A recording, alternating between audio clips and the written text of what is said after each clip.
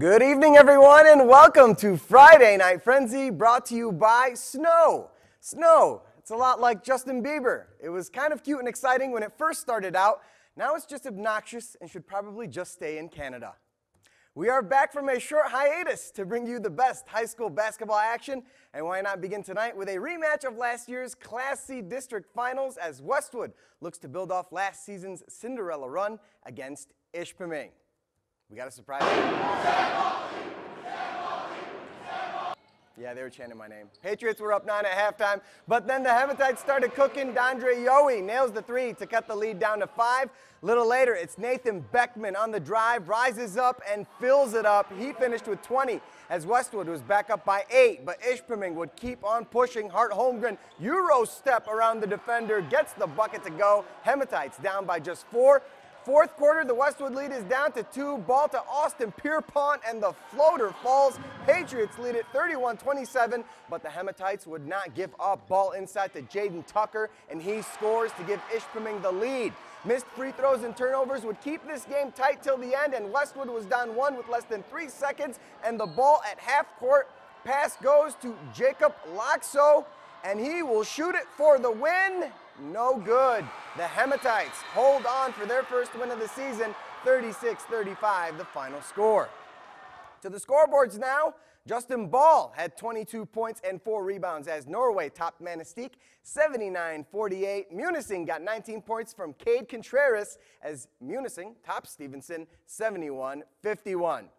Let's go to Iron Mountain where Bucky Johnson and the Mountaineers hosted Gwynn. First quarter was the Carson Wonders show. Off the pump fake, Wonders step back 3 goes from the far corner. He had 5 threes in the first quarter. Here come the Model Towners sharing the ball nicely. Reed Wiedenhofer from the elbow knocks it down for 2. More from Gwynn a short time later. They work the ball down low. Tucker Taylor finishes off the glass. He would finish the night with 18 points. IM still led by double digits, and they add to it here off the scramble. Wonders ahead to Marcus Johnson for the layup. Carson Wonders had himself a ball game as he finished with 43 points. Iron Mountain wins big over Gwynn, 73-43, the final score. Let's go now to Delta County. Escanaba at home against Kingsford. Opening possession of the game, Ryan Robinette to Gavin Peacock inside, and he gets it to fall for the first bucket of the game. Later, inbounds pass to Tyler Beauchamp from long range, bang, puts it in, and that was the first points for the Flivers as they were down 7-3 early on. More from the Eskimos, another quick pass inside. This time it's Justin Popelka as Eski takes a 6-point lead, but don't count out the Flivers as they work the ball around and then inside to Trevor Roberts, who dribbles, pulls up, and nails the mid-range J. Kingsford would try to stay in this one, but Escanaba was living off points in the paint.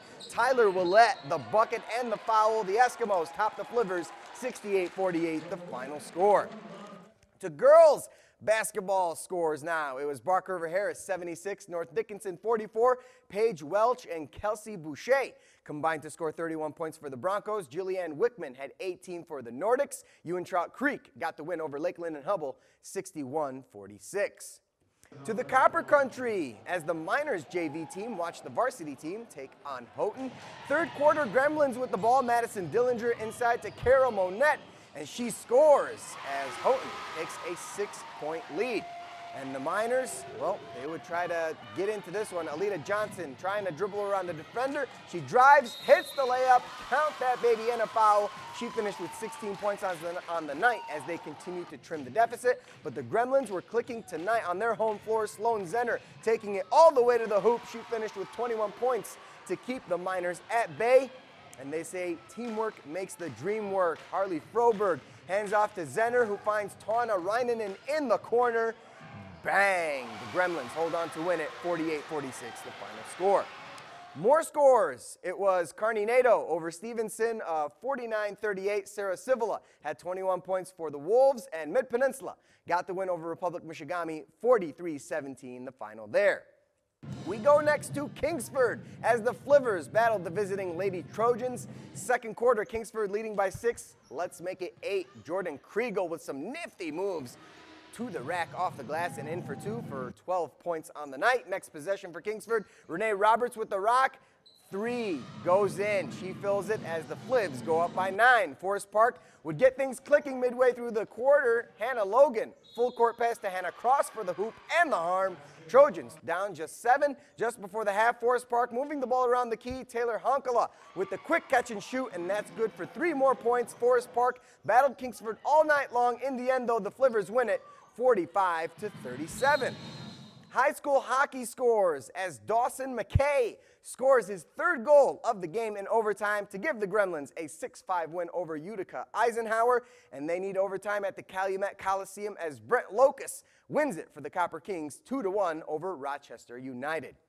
We have reached halftime on this edition of Friday Night Frenzy. Still to come, we have college hockey action from the Berry as the Wildcats went head-to-head with Alabama Huntsville. We'll be right back with more on Friday Night Frenzy. Welcome back to Friday Night Frenzy, brought to you by Snow Pants. Somehow, my son's snow pants are covered in dirt. Home hasn't been kind to the Northern Michigan hockey team as the Wildcats are still winless at the Berry as they get set for their final hockey series of 2016 against Alabama Huntsville. First period, Wildcats firing at the net from anywhere. Jordan Klimek from the blue line, but Jordan Ulelski says no soup for you. Later, this is Dominic Shine on the breakaway, and he would score. NMU goals are like Bigfoot. The picture is always blurry, but that's why we got that fancy new scoreboard. So let's take a look as Shine steals the puck, and he'll get fancy for the short-handed goal. But the fun didn't last long. Puck deep in the Wildcat zone, and it will be Cody Maroney who banks in the loose puck as Alabama Huntsville ties this game at 1. Let's go to the closing seconds of the period. NMU just getting back to full strength, but Brandon Parker scores on an absolute snipe. The Chargers would add 2 more as they win it 4-1. Wildcats stay winless at home. This game will happen again, same time, same place tomorrow night. Things were fine and dandy for Michigan Tech as they got a nice road win over Bowling Green, 3-1. Matt Roy, Jake Lucchini, and Tyler Hainanen scored for the Huskies. Freshman goalie Angus Redmond had 25 saves for Michigan Tech. NHL action from tonight as the Wings were at home and they got absolutely shellacked by the Blue Jackets, 4-1.